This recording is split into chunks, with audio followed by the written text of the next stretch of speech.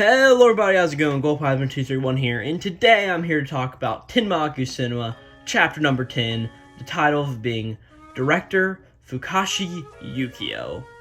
And yeah, talking about chapter 10 of Tenmaku Cinema. But before we actually get into the actual chapter, I've got a few things I just need to say. And first one of, hey, I've got a few more Tenmaku Cinema videos here on the channel, so if you are enjoying this, I've got a bunch of our chapters being reviewed, so hey, go check those out. But the other thing to talk about is what happened last time. And, well, what did happen last time?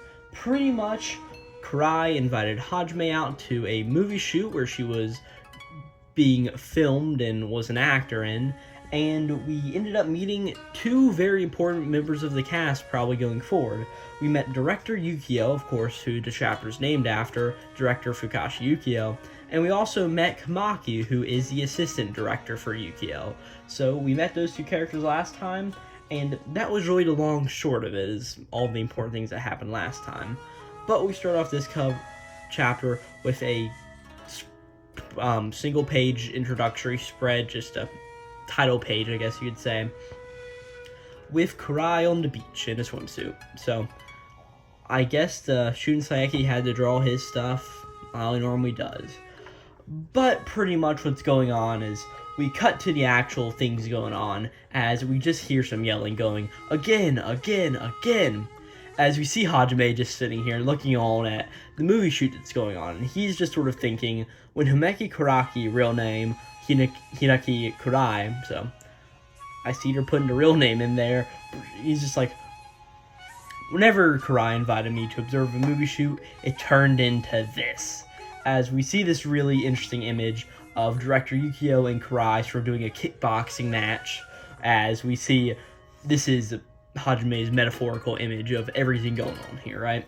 But as we really get into what's actually going on here, we see Yukio still sitting on his sort of director's box. It's not a chair, it's a box. He's just like, no, that's just ordinary suspense. That's the kind of girl Miyoko is, again. And we know, of course, Miyoko is being played by Karai in this instance in this movie, so that makes perfect sense there. And we also see Kamaki here handing Karai a water, being like, hey, you okay, Himeki? And she's just like, hey, I'm fine. As she takes the water and starts drinking, she's like, let's keep going. As all of this is going on, Hajime's standing here, and he's right next to Yukio, and he's just like, she's so dedicated to her role. Himeki Karaki is really something. As Yukio's like, yeah, hey, you're still here, as he grabs a water bottle out of Hajime's hand.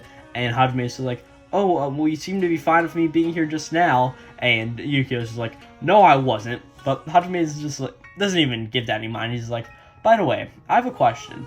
I'm blown away by meeting a real movie director. I saw your award-winning piece at the Apicon, the depth of the drama you portrayed. As I'm just thinking, what was wrong with Battle Against the Fear was so evocative. As we pretty much see here, as Tenmaku points out, that he mixed up what he wanted to ask and what he was thinking. So he didn't really end up asking the question he wanted to ask. So I guess it's just because he's so overcome with awe of meeting Yukio. Yeah, sure, it's interesting enough. But anyway, as this just continues, Hajime is just like, sorry, my admiration for you just came out, right? As Karai makes a note of, oh, you two seem to be getting along alright, as Yukio's just like, no, we're not. But eventually, Karai ends up pulling Hajime out of the crowd and takes him over to all of the production staff, as she sort of just shows him off. It's like, he's the first person my age I was able to really connect with about movies. His name is Shinichi, please welcome him, right? Everybody's like, oh, he's your classmate, he's into movies? As we see that Yukio sort of getting really ticked off about all of this, as Kamaki walks over and just like, hey, come on, be nice, Yukio. As she then walks over to Hajime and is like, hey, I'm sorry, Shinichi. He's weirdly protective of her. As Hajime is just sitting over here and he's just thinking like, well, I wonder why I didn't like her first performance. It seemed really good to me. As Tenmaku sort of makes a note in his head, it's just like, hey, you'll eventually get it, Hajime. Both directors and actors are always trying to go beyond what you'd imagine from the script. A certain something.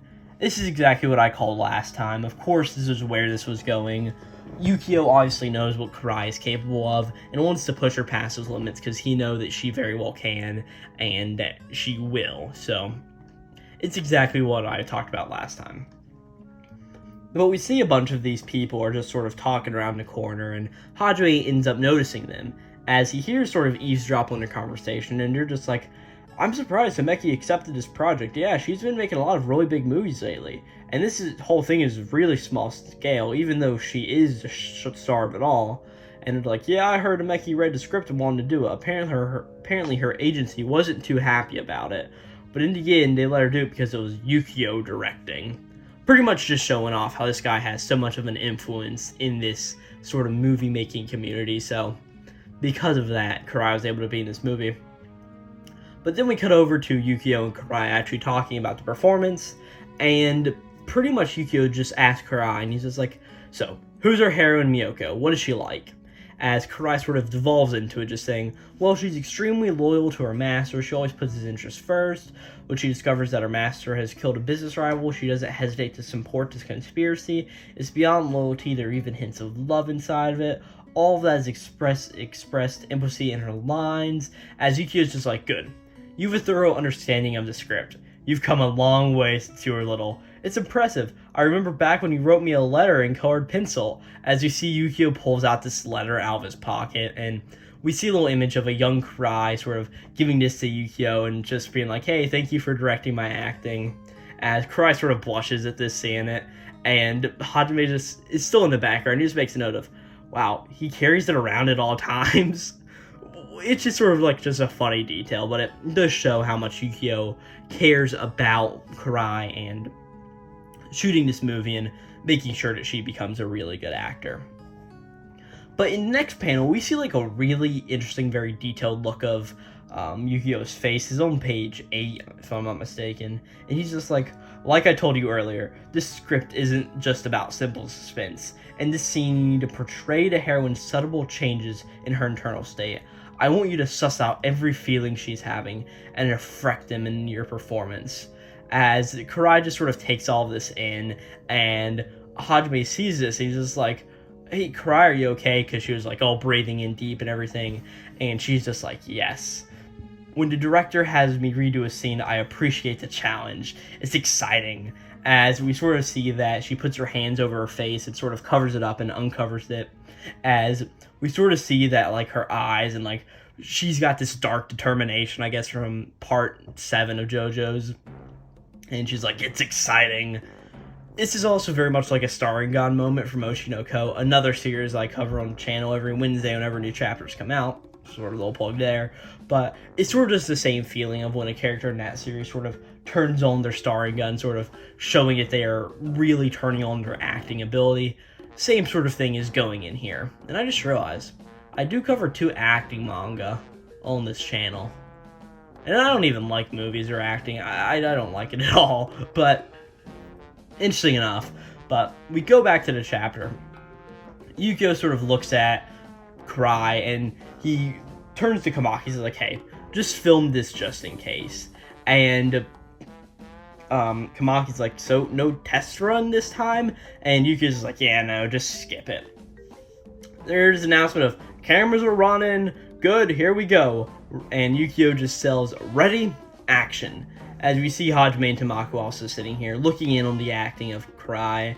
As Karai again goes to the door, opens it up, and she sees the dead body. As we get this really, really cool panel on page 11 of just like a film reel, just going through everything that Karai's saying. As we see how she looks into the room, sort of sees the body, looks back towards the door and outside, and looks back in, and sort of like her expression as she's sweating, and also a small panel of Yukio also just looking in, just seeing what's going on.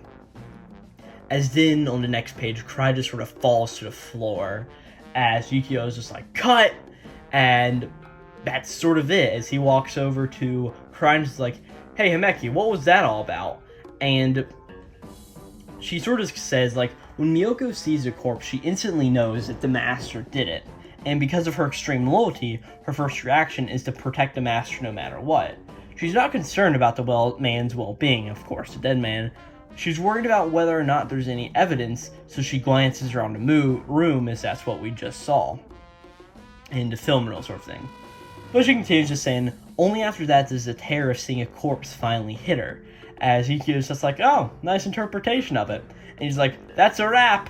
That's a wrap, everybody! Prepare for the next scene in 30! So, or for scene 30 next, so, yeah. That sort of Karai did what Yukio wanted her to do, and he's proud of that, and he's like, this will make a good movie. As Hajime is still looking on in awe, he's just like, wow, she really excludes this craziness, a young girl's insanity in this.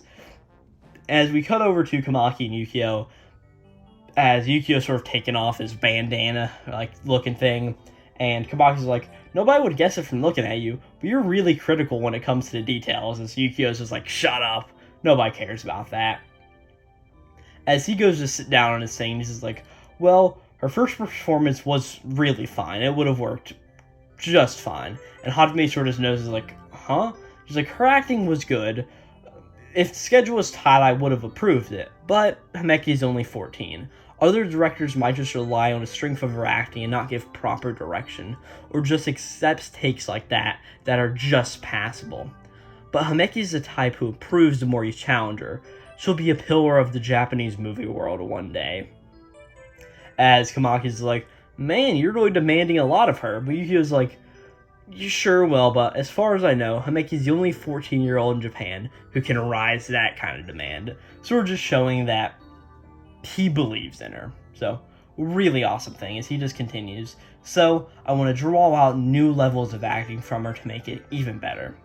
As Hajime and Tenmaku are sort of looking in on this, and so after that shoot, he got to go around and ask everybody about all of the parts of it, as he's asking one of these grip the cameramans, a term we learned a few chapters ago, pretty much saying, like, ask him questions, and the guy asks him if he wants to look through the camera, so Hajime ends up doing it. He checks out the sound system, guy sort of writing everything down in a little notebook. And he just continues some narration going, but it was Himeki Karaki and director Yukio's approach to acting that really left the strongest impression on me. As we see, it's now later in the day, as Tenmaku is sort of just around Hajime, so he's like, oh, man, that was a good shoot.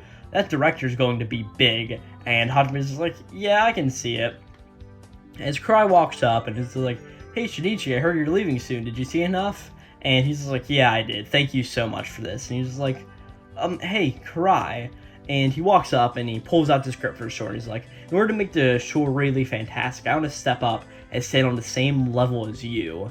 As she sort of just looks at him and is just like, Shinichi, oh, as we see Tenmaku also glancing in the background, sort of really proud of Hajime, and he's just like, and Hajime's just like, well, let's do this, I got some new ideas about this, sure, we're really going to bring out Nagisa's appeal. As all of a sudden, Tenmaku looks back, obviously seeing something, as we see the director Yukio is here, and he grabs the script from Hajime, and is like, oh, the shore? What's this script? And that's the end of the chapters. We see Hajime sort of look at this, and then a panel of both Hajime and Karai looking at this. And both of them are just like looking like, oh, crap.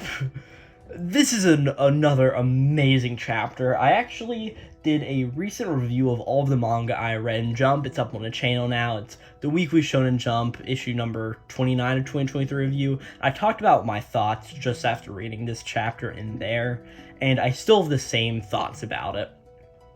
This was a really good chapter in what it did. It pretty much showed more of the directing things and how all that worked. It sort of gives Hajime something to look up to, as he now looks up to Yukio, and from what I've sort of heard about it, this is something that also had happened in Food Wars, where Soma met somebody sort of as a mentor to him also, sort of like how I see Yukio and Hajime being, and sort of just the whole thing of Nagisa turning on her, like, power of acting. It's just really cool to eventually have the entire thing at the end. Oh no, a very important adult is actually about to learn about the shore. What's going to happen now? Is he going to shut down the movie? Or is he most likely just going to say, oh, hey, yeah, you guys are fine with this. It seems like it'll be a good movie. Go out and do it and all of that stuff. But like I said, this was really important just to show somebody else realizing the movie. And also, I do like Yukio as a character so far. He sort of knows Meki's very important and will be important in the future, and bringing all that talent out is just a really cool thing.